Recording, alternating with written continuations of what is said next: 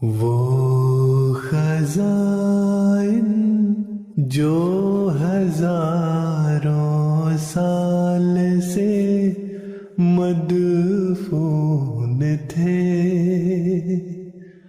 اب میں دیتا ہوں اگر کوئی ملے امیدوار، کوئی ملے امیدوار۔ بسم اللہ الرحمن الرحیم، نحمدہ ونصلی علی رسول الکریم وعلی عبدہ المسیح الموعود۔ ناظرین کرام، السلام علیکم ورحمۃ اللہ وبرکاتہ۔ MTA قادیان کی طرف سے تعارف کتب پر مشتمل پروگرام کے ایک اور ایپیسوڈ کے ساتھ ہم آپ کی خدمت میں حاضر ہیں۔ اس ایپیسوڈ میں حضرت مسلم موعود رضی اللہ تعالیٰ عنہ کی کتاب تعلق باللہ کا تعارف پیش کیا جائے گا۔ یہ کتاب دراصل سیدنا حضرت مسلم موعود خلیفۃ المسیح الثانی رضی اللہ تعالیٰ عنہ کے ایک خطاب پر مشتمل ہے، جو حضور نے 28 دسمبر سن 1952 کو جلسہ سالانہ ربوہ میں ارشاد فرمایا تھا۔ یہ خطاب علیحدہ کتابی شکل میں بھی شائع ہوا ہے، اسی طرح حضور رضی اللہ تعالیٰ عنہ کی مبارک آواز میں یہ آڈیو کی شکل میں بھی دستیاب ہے۔ خطاب کے آغاز میں حضور رضی اللہ تعالیٰ عنہ نے فرمایا کہ بہت سے لوگ مجھے خطوط لکھتے ہیں، دعا کی درخواست کرتے ہیں، جن میں مختلف دنیاوی اغراض و مقاصد پیش کیے جاتے ہیں۔ اسی طرح بہت ساری عورتیں بھی مجھے خط لکھتی ہیں، دعا کی درخواست کرتی ہیں، جس میں بہت ساری دنیاوی اغراض و مقاصد کے لیے دعا کی درخواست کی جاتی ہے۔ لیکن بہت کم ایسے لوگ ہیں جو اس غرض کے لیے دعا کی درخواست کرتے ہوں، جن کا مقصد یہ ہو کہ اللہ تعالیٰ کے ساتھ ہمارا تعلق قائم ہو جائے، ہمارے دین سنور جائیں۔ بہت ہی کم لوگ ایسا کرتے ہیں۔ حضور نے فرمایا کہ ہاتھی کے پاؤں میں سب کا پاؤں۔ یہ محاورہ پیش کرتے ہوئے حضور نے فرمایا اگر خدا مل جاتا ہے، خدا سے تعلق قائم ہو جاتا ہے، تو انسان کے سارے مسائل حل ہو جاتے ہیں، کوئی مسئلہ رہتا ہی نہیں۔ تو حضور کا مقصد یہ تھا کہ حضور نے فرمایا کہ انسان کو پوری توجہ خدا کی طرف کرنی چاہیے اور خدا تعالیٰ کے ساتھ تعلق قائم کرنے کے لیے کوشش کرنی چاہیے تاکہ ان کے تمام مسائل حل ہو۔ پھر حضور رضی اللہ تعالیٰ عنہ نے تعلق کے مختلف مفہوم بیان کیا۔ ایک تو لغوی لحاظ سے آپ نے فرمایا تعلقہ کا کیا معنی ہے، اور اس خطاب میں حضور نے بنیادی طور پر دو مسئلے پر بحث فرمائی ہے۔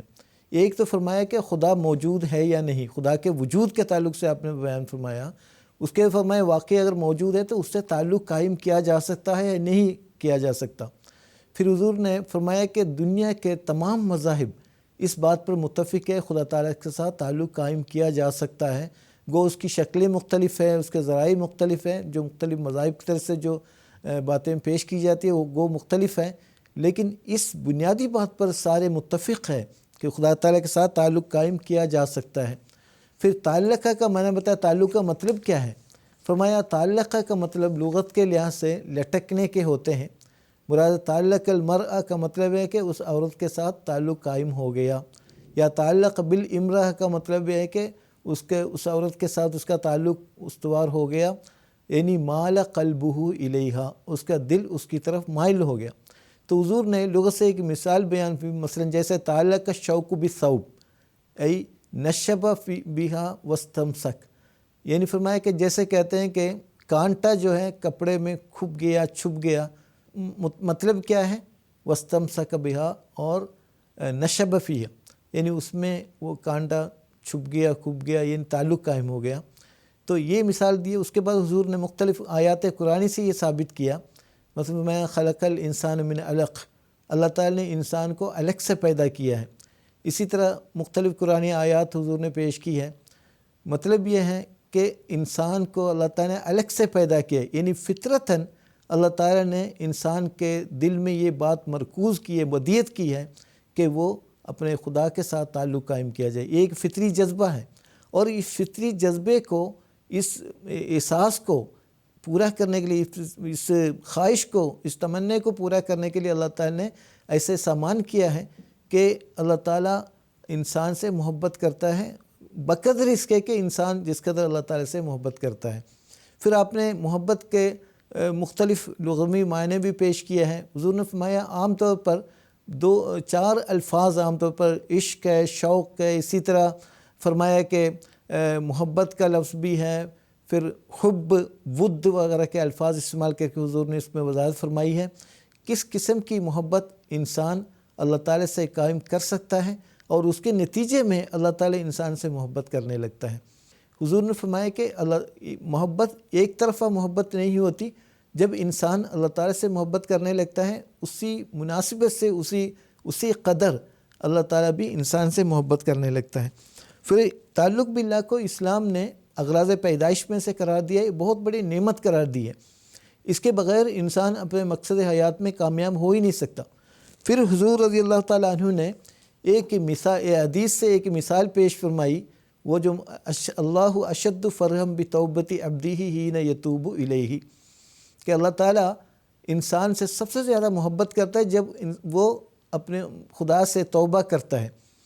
پھر وہ مثال جو حدیث میں حضرت صلی اللہ علیہ وسلم نے پیش فرمایا کہ ایک شخص ریگستان میں سفر کرتا ہے تو اس کی اونٹنی پر اس کے تمام کھانے پینے کے سارے سامان لدے ہوئے ہوتے ہیں، وہ سفر کے دوران ایک جگہ تھک کر لیٹ جاتا ہے، تو جب اس کی آنکھ کھلتی ہے اس کی سواری غائب، تو کس قدر وہ پریشان رہتا ہے، چونکہ اب اس کے سامنے موت آ کھڑی ہے، کوئی اور راستہ ہی نہیں ہے، لیکن پھر وہ تھکے ماندے پھر دوبارہ لیٹ جاتا ہے، اس کی آنکھ لگ جاتی ہے، جب اس کی آنکھ کھلتی ہے تو سامنے سواری کھڑی۔ تو کہتے ہیں کہ اس بندے کی کس قدر اس کے اندر خوشی ہوگی، وہ خوش ہوگا، اس قدر جو شدت خوشی کے نتیجے میں وہ کرتے ہیں کہ اے اللہ تو میرا بندہ ہے، میں تیرا رب ہوں، یعنی انت عبدی وانا ربک، کہنا تو یہ چاہیے تھا انت ربی وانا عبدک، لیکن شدت فرح کی وجہ سے وہ غلطی کرتا ہے۔ تو اس قدر یہ جو یہاں پر حضور فرماتے ہیں کہ یہاں پر انسان کو سواری بطور مثال بیان کیا ہے۔ سواری کیا ہے؟ ایک جگہ سے انسان سوار ہو کر منزل مقصود تک اس کے ذریعے پہنچ جاتا ہے، تو اللہ تعالیٰ نے انسان کو سواری قرار دیا۔ اس کی وجہ حضور بیان فرماتے ہیں کہ انسان کے ذریعے سے اللہ تعالیٰ کی صفات کا اظہار ہوتا ہے، یعنی اللہ تعالیٰ نے اپنے صفات کے اظہار کے لیے انسان کو بطور ذریعہ بنایا ہے، بطور سواری کے اپنایا ہے۔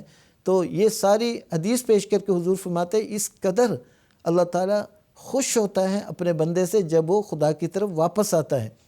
پھر آگے حضور نے قرآن مجید کی آیات سے استنباط کرتے 10 گروہوں کا ذکر کیا جس سے اللہ تعالیٰ محبت نہیں کرتا، بالکل ویسے ہی 10 ایسے گروہوں کا بھی ذکر کیا ہے جن سے اللہ تعالیٰ محبت کرتا ہے۔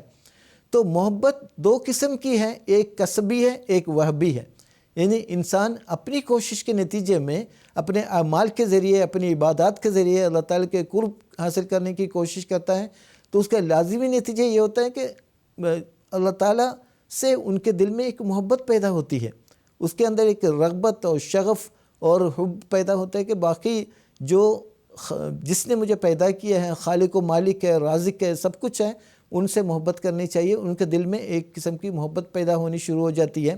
پھر اللہ کی طرف سے وہ بھی اللہ تعالیٰ محبت فرماتا ہے کہ اس بندے کی محبت کے مطابق اسی قدر اللہ تعالیٰ بھی ان سے محبت کرنے لگتے ہیں۔ یہ 2 طرفہ محبت ہے۔